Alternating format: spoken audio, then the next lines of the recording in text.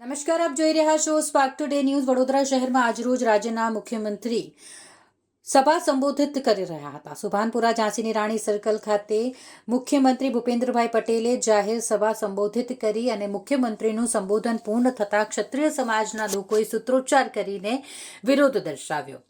રૂપાલાના હાય hyena નારા લગાવવામાં આવ્યા। કાર્યકર્તા બનીને ક્ષત્રિય સમાજના કેટલાક યુવાનો આ સભામાં પહોંચી ગયા હતા અને કાર્યક્રમ બાદ મુખ્યમંત્રી બહાર નીકળતા જ તેઓ દ્વારા વિરોધ કરવામાં આવ્યો। અગાઉથી જ કેટલાય કાર્યકર્તાઓને તો ડિટેન કરી દેવામાં આવ્યા હતા, છતાંય પોલીસ આ વિરોધને ન રોકી શકી। સીએમ નીકળતાની સાથે જ વિરોધ જોવા મળ્યો। કેટલાક જે ક્ષત્રિય સમાજના યુવાનો છે તે કાર્યકર્તા બની સભામાં હતા અને જેવી જ સભા પૂર્ણ થઈ તેવું જ તેમના દ્વારા વિરોધ દર્શાવવામાં આવ્યો છે। રૂપાલાના હાય હાયના નારા લગાવવામાં આવ્યા।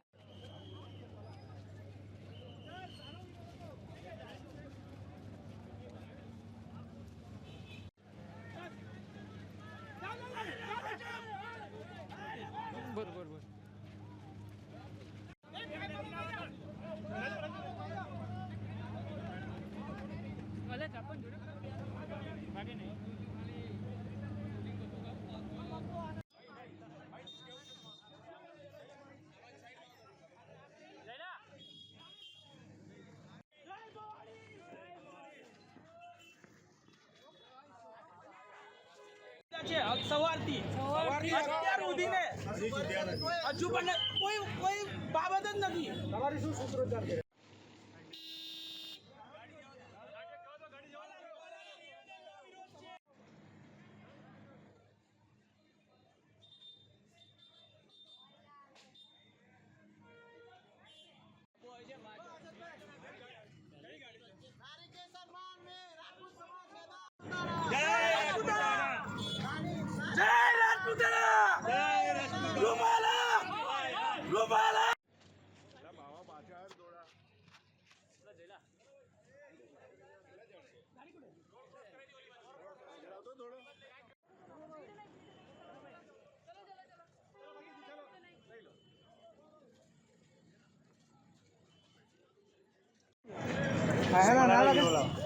રૂપાલાના વિરોધમાં શું નારા લગાવ્યા હતા?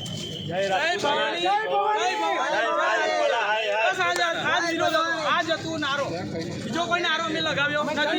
જય ભવાની સવાર માટે બોલ્યા છે, કોઈ બીજા માટે બોલ્યા નથી। બરાબર છે, ભાજપનો વિરોધ નથી કરતા, પણ ભાજપ અમારું સાંભળતી નથી। અમે અમારા સમાજ માટે છીએ। કયા વિસ્તારના છો? ગોળા ગામના છો તમે બધા? ગોળા ગામના છીએ। કેટલા લોકો આવ્યા હતા? લોકશાહીમાં વિરોધ કરવા માટે કોઈ અધિકાર નહીં આવતા। જે